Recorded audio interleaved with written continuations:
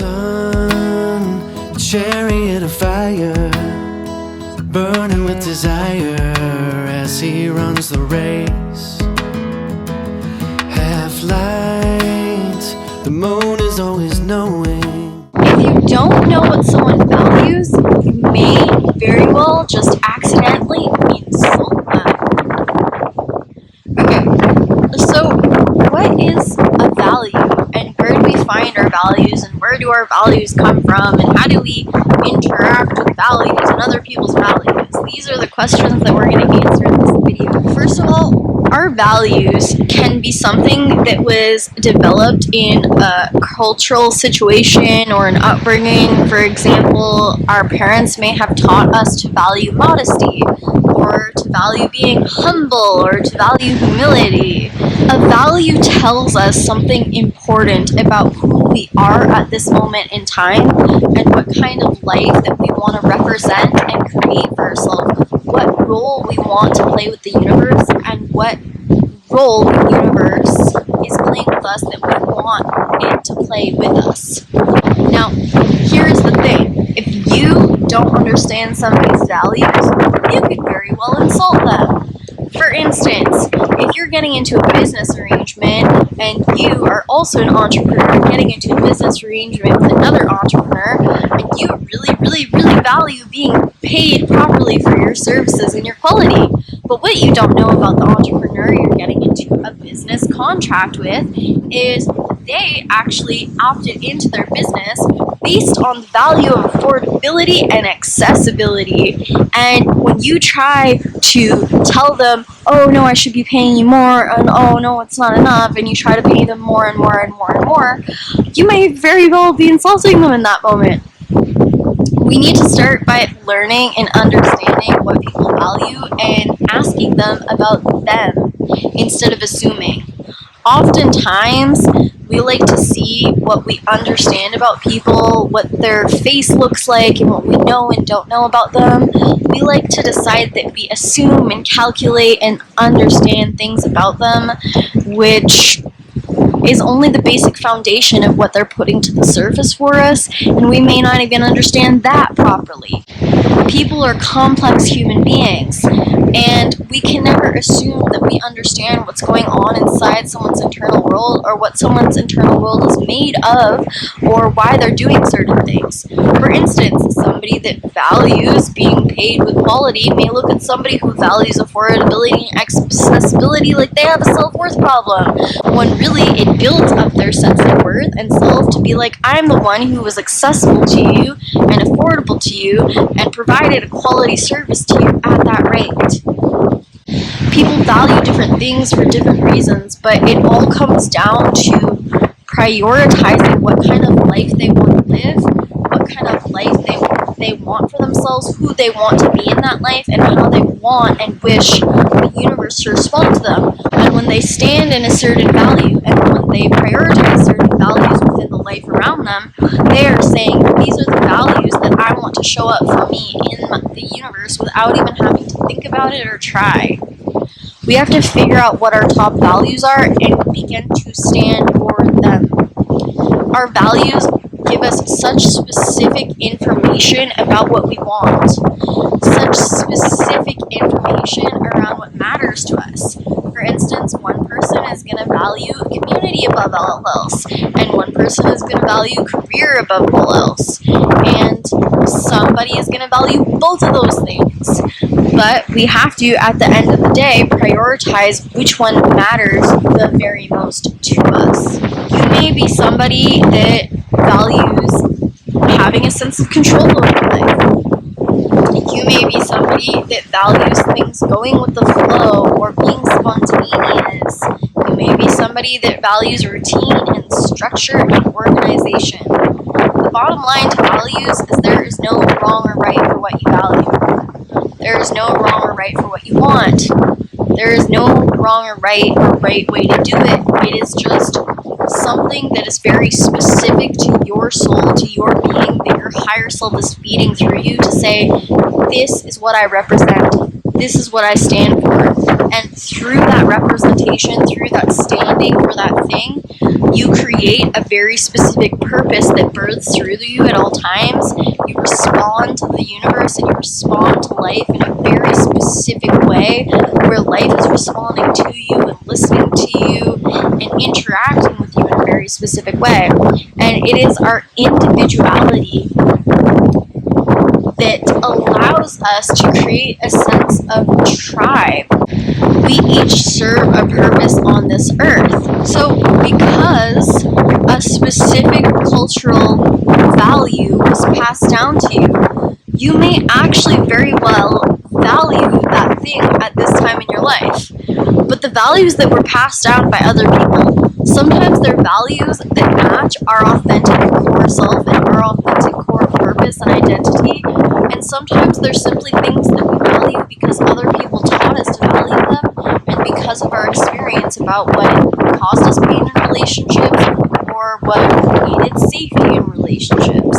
For this video, we're going to be mainly talking about the values that you have in this moment.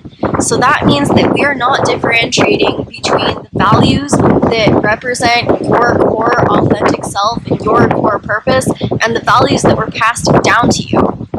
Now, a value at the end of the day is simply just telling me something about myself, something about my path, something about what I've been through that tells me what I want and what I don't want. So I could be someone that values affordability, and I could also be someone that values quality service no matter the price tag. I could be somebody that values humility. I could be somebody that values being expressive and open and full of energy and the life of the party. I could be somebody that values talking a lot. I could be somebody that values silence. I could be somebody that values both.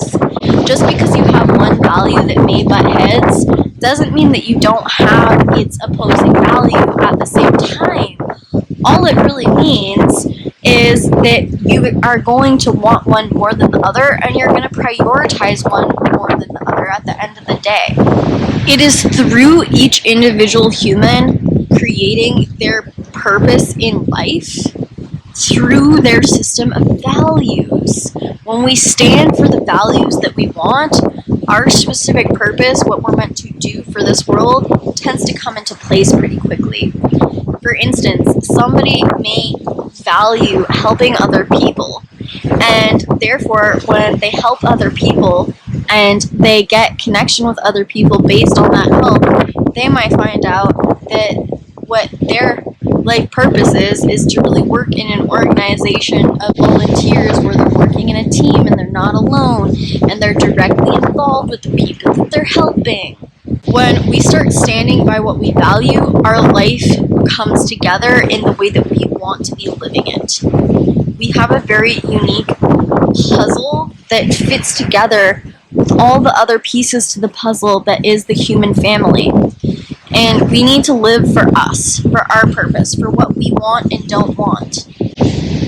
And we need to start understanding what we value. And you can understand that, but what I like or don't like. You can look back on your life and you can think, what were the times I was the most happiest, I felt the most joy, I felt the most fulfilled, I felt the most like my life was going on course. And then break down those situations to figure out what it is that you really valued or prioritized about the experience you were having in that moment.